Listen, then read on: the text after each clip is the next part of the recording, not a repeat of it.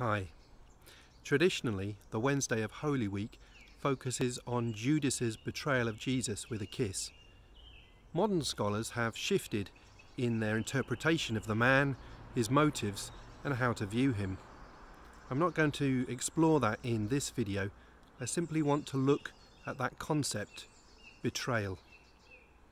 Have you experienced that raw, gnawing, gut-wrenching feeling like you were kicked in the stomach when you found out that a close friend or loved one betrayed you? Betrayal is such a life-crushing event that it can leave lasting and painful scars on our hearts and spirits. It leaves us feeling vulnerable, unloved, abandoned, and broken as we experience the ultimate violation of trust. It's especially excruciating when it comes from those in our innermost circle, our partner, our family, or one of our dearest friends. But what if I told you that there is a kind of betrayal that is even more painful and lasting than those I've described? During one of my rare aha moments, I realised that no one has ever betrayed me more than myself. Oh dear. Ouch. I've been unfaithful to myself in so many ways, often without even knowing it.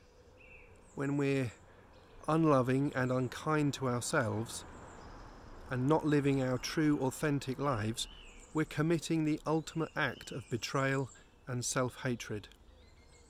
So how do we betray ourselves? Well, by comparing ourselves to others. If only I was like so-and-so. Comparing ourselves to others is a dangerous game that never has a happy ending. There will always be people who are stronger, faster, smarter, or better looking. We can never package all the strengths and talents from everyone else in a neat little box and become that perfect person.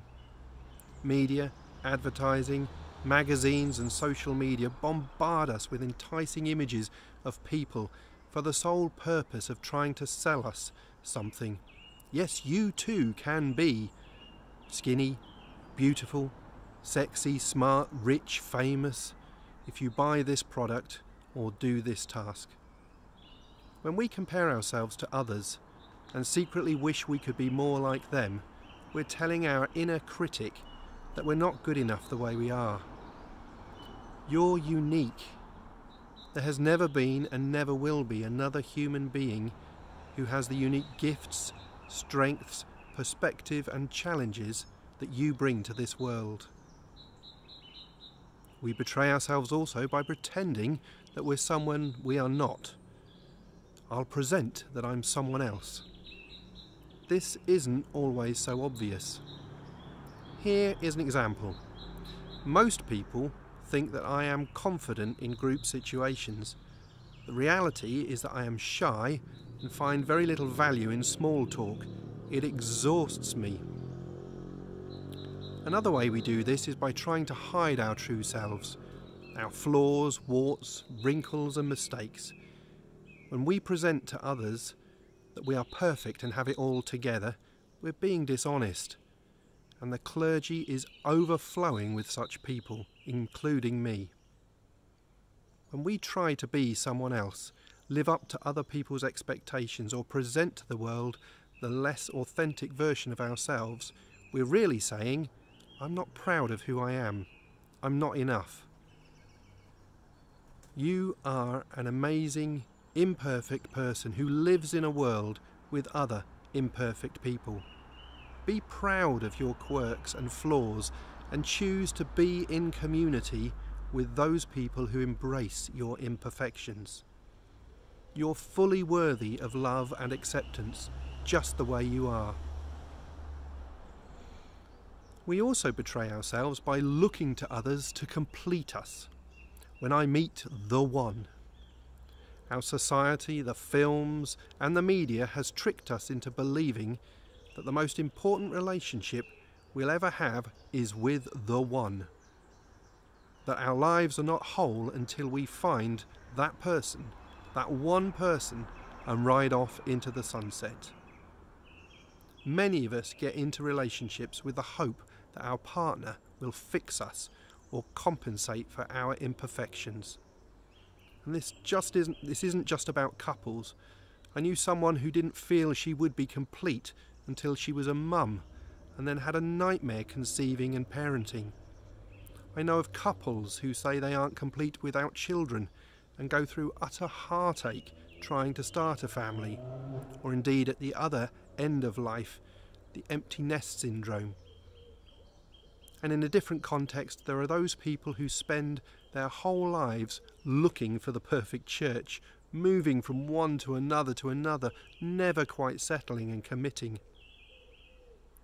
But we can never have a satisfying relationship with any other human being or group until we have the most satisfying relationship with ourselves. We spend more time with ourselves than any other person, so make the relationship that you have with yourself a priority. Be kind to yourself. And finally, we betray ourselves by not living fully present in the moment. In the future, when I... or because of my past I... When we live in the past or the future, we're robbing ourselves of the present moment. The present moment is all we have. We certainly can't change the past, and as we are discovering right now, there are no guarantees about the future. Often we think, I'll be happy when I lose weight, get fit, clear my mortgage, retire, hold my first grandchild, get that promotion, find the one. Somehow we think that when we accomplish those things in the future, that our life will magically feel complete and happy. Or at the other end of the spectrum we hear, I can't be happy because of what happened in the past. Yes, parts of the past were awful, miserable, and may have left devastating scars in our lives. But why does our past get to rob us of our present happiness? We must be loving and kind to ourselves and love where we are on the journey. These present moments provide us with a beautiful opportunity to embrace our circumstances, our surroundings, and the lessons life is presenting to us. We deserve to live the life we've always dreamed of. Don't let your past dictate your future, and don't let the promise of a better future rob you of the joy that you can find in your life today. Fully accepting ourselves unconditionally and loving who we are and where we've been is a lifelong process. It's fully believing that we are complete and whole human beings even in our brokenness. It's time to stop betraying ourselves with our thoughts, actions and beliefs. And I'm saying that as much to me as I am to you. But how do we do that? Going back to the story of Jesus being betrayed by Judas, we read in Matthew 26, "Going at once to Jesus, Judas said, 'Greetings, Rabbi,' and kissed him. Jesus replied, 'Do what you came for, friend.' And then he was arrested." In the moment of betrayal, Jesus dealt kindly with his betrayer. Can we do so when we reflect on our self-betrayal? Can we deal kindly with ourselves?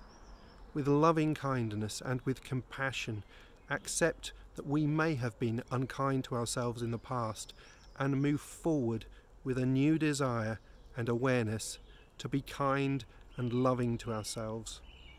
In doing so, we enable ourselves to fulfill that saying of Jesus, namely, to love our neighbour as we love ourselves. Today, we consider ourselves, the real us, warts and all, and to commit to becoming friends with the person in the mirror.